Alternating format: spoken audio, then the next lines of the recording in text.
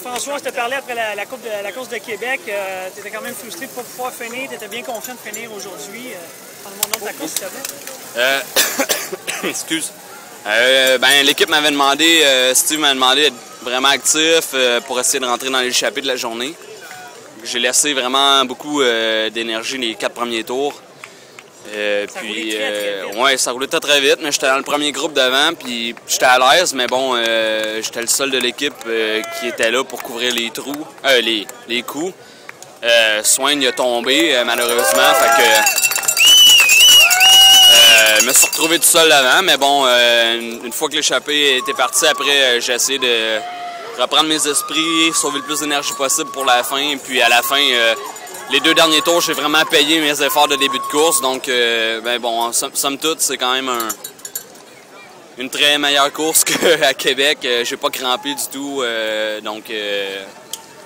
je pense que je sors d'ici assez positif. Là. Donc, si tu as travaillé pour boucher les trous en début de course, le résultat personnel n'était pas à l'avant possible ou à l'avant-plan pour toi? Là, étant donné qu'à Québec, j'ai fait moins bien qu'on avait escompté, Steve, je pense qu'il a décidé de me mettre dans le coup pour essayer de rentrer dans l'échappée. Ça prend quand même un homme fort pour rentrer dans l'échappée, c'est assez dur.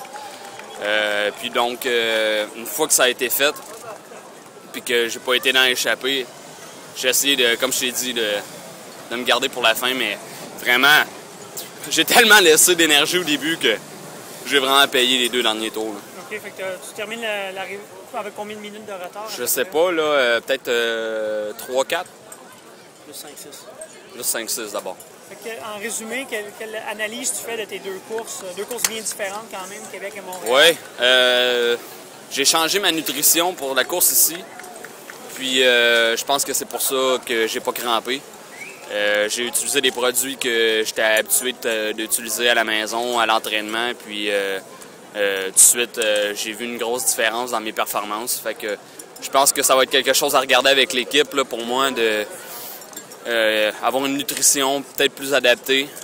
Chaque coureur est complètement différent. Puis des fois, on jongle avec les commanditaires, mais bon, il faut essayer de faire le mieux qu'on peut. Puis moi, j'ai trouvé ma compagnie avec laquelle je me sens bien puis que j'ai pas de problème de crampe. Donc, je pense que je vais essayer de continuer avec eux le plus longtemps possible. Qu'est-ce qui s'en vient pour toi d'ici le reste de la saison? Là, je sais pas encore c'est quoi notre prochaine course. Je pense qu'on va peut-être faire le Grand Prix Univest.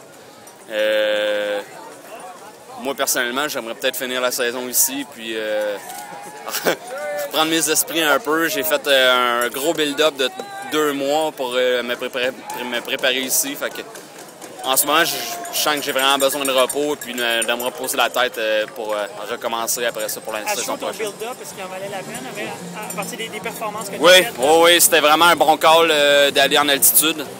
Je pense que ça l'a payé vraiment gros, puis pas juste pour moi, aussi pour David Boily en Europe, qui a fait une 2e place au Tour de l'Avenir. Je pense que ça démontre que l'équipe, on avait un bon programme du côté américain, là, quand on est allé s'entraîner puis faire les courses au Colorado.